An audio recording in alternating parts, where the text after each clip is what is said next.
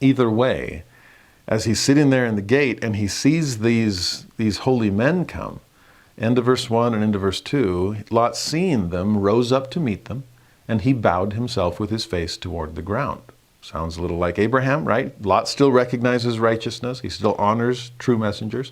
So verse 2, he says to them, behold, now, my lords, turn in, I pray you, into your servant's house, and tarry all night. Wash your feet. You shall rise up early and go on your ways.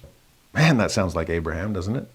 Oh, you're probably not here for me, but the rules of hospitality would require that you come and let me take care of you for a night. I take a pit stop, okay, a refueling break.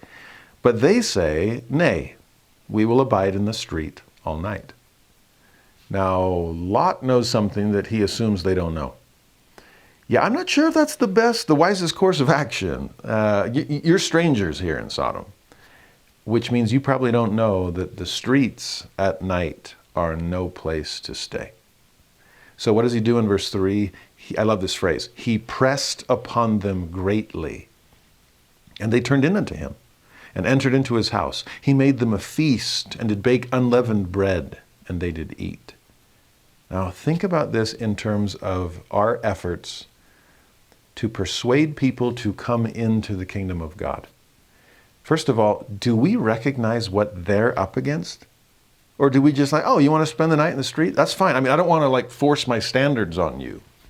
We're not forcing standards. We're trying to be hospitable in a very inhospitable world. Do we have any idea the blessing we have safe in the sanctuary of standards? This is, within the confines of covenant that we saw last week. This is under Zion's roof. This is inside the ark, okay? You understand all these amazing analogies. Do you know what's happening outside? There is a flood of evil.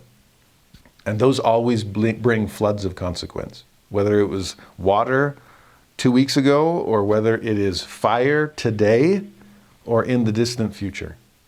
You've got to come in. Now, I'm not saying that we drag people kicking and screaming into the church. No. But if we understand what happens in the streets of Sodom, if we understand just how dark the night can get, then believe me, if they only knew where the light was, they'd come running. If they only knew where safety could be found. That's what section 45 says. The rest of the world will be in such wickedness and violence and turmoil. The only safe place will be Zion and in her stakes.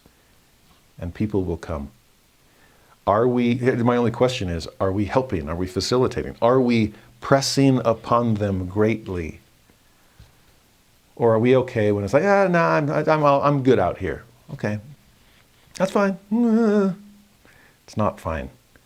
At least it's not fine to do our absolute best. And in fact, what helps them? Well, a feast might help. And so not just Abraham's bread and water. Let's go milk and butter and a tender good calf. In Lot's case, more than just my roof. How about a feast, huh? Maybe that's how we keep getting youth to come to youth activities, right? There's always treats at the end. Well, there's far more important than the physical feast is the spiritual one that we have laid out. Feast of fat things, as Isaiah says, right? Do you have any idea what we're eating in here? Oh, it is living water. It is bread of life. It is fruit of the tree, sweet above all that is sweet. So come in. Now, when he bakes unleavened bread, I do wonder too if there's just some foreshadowing, some foreboding that our little leaven wasn't enough to leaven the lump. We weren't able to raise the righteousness of this city. Oh, this bread is nourishing, but it is unleavened. And sadly, we couldn't make the difference in Sodom that perhaps we intended to do. Well, come in. And they did.